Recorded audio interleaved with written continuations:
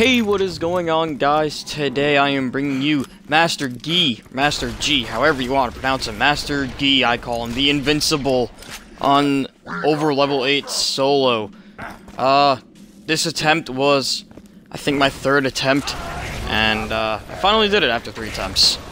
Even though that sounds like a little bit ridiculous. It's really easy fight, honestly, just that I fucked up twice. Now, the way to do this fight, it's honestly really confusing at first. The first time you do it, you're confused, he doesn't take damage. As you can see right there, I'm shooting him, nothing's happening. His health is going down though, which is weird, I don't know why. But, you have to kill the toxic sandworms around him, and it'll make that toxic pool, and that's the only way he could get damaged. As you can see, I get damaged too, but I am always invincible because I use that grog nozzle, which is completely awesome. And over time, when you put him into those pools, he will slowly go down, and he will eventually die. Now, I think after, like, 25% of his, like, when he has 25% health left, you'll see he, like, drop something, I'll say later on, though. You, like, drop something, and then I think you could actually damage him, but I don't think it's even that much damage. But all you really have to do is just kill all the sandworms, and then just hopefully he walks into it. You usually gotta lead him into it, but as you can see, you have to walk into the middle where, like, you see the stuff like sparking up or whatever, sprouting out. You have to walk into there to lower the pool, because the pool spreads over time, and then you will also get toxic. And when I'm not gun zerking, I pretty much just lose all my health, which I need to, like, switch. You'll see a couple of times actually, like, when I'm not gun zerking, use my unkempt Herald, shoot it, immediately switch to my grog nozzle, get all my health back. It's a weird glitch, but it's awesome. And yeah, you can see I just walk into a pool, goes away, and then I just keep repeating the process.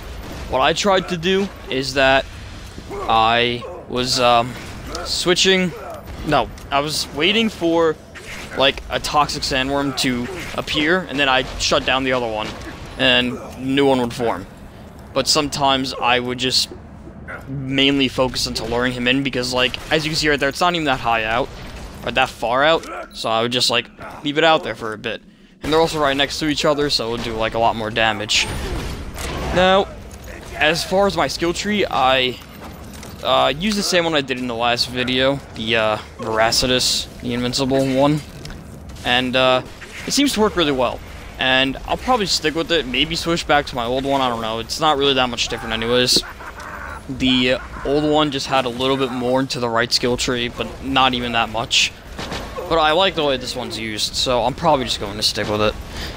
And also, in this video, I don't even use my Norfleet, which I usually have just in case, because, like, if I go down, I'm pretty much done.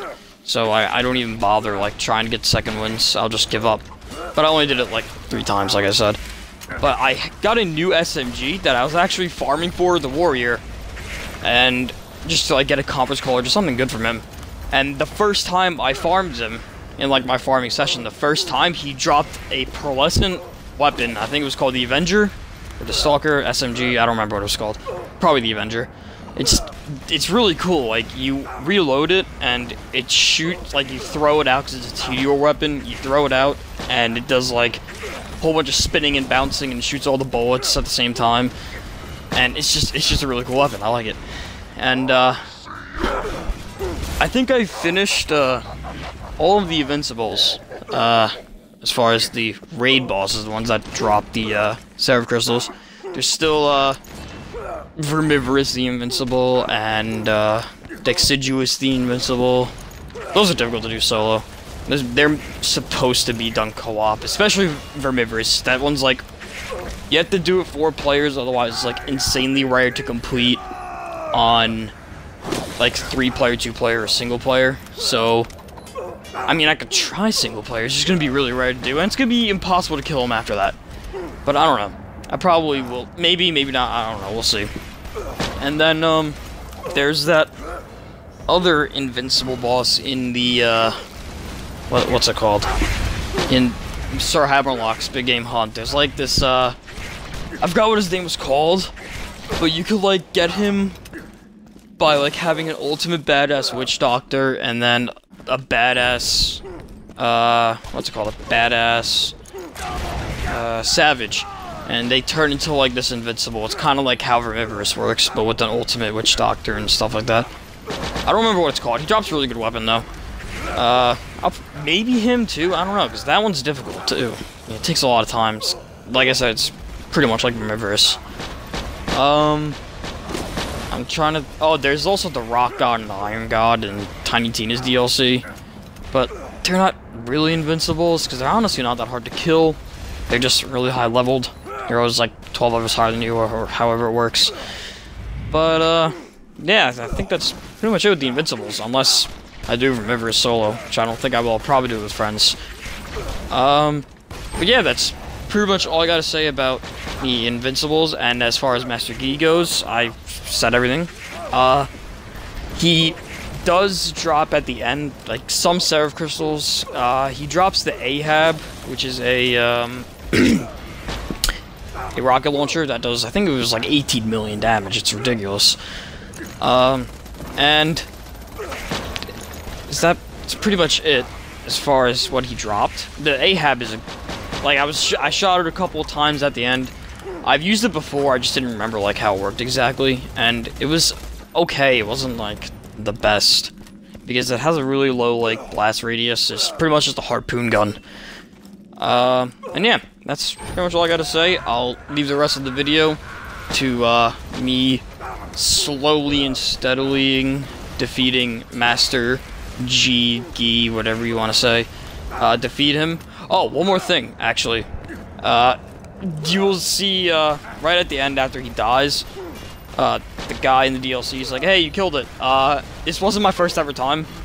I did it once on Ultimate Volunteer mode, and then when the level cap 72 came out back on Xbox 360, I reset the campaign for level 72 run for myself. So that's why I just say, like, it's the first time doing it. But it's not, because I've done it before. And yeah, that's pretty much it. So thank you guys so much for watching, and I'll see you in the next one.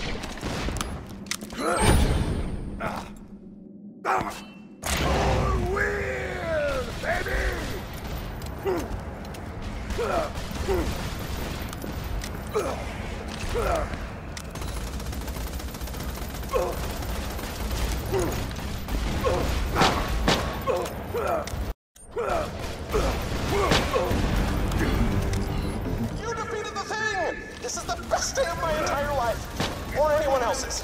You're just that cool.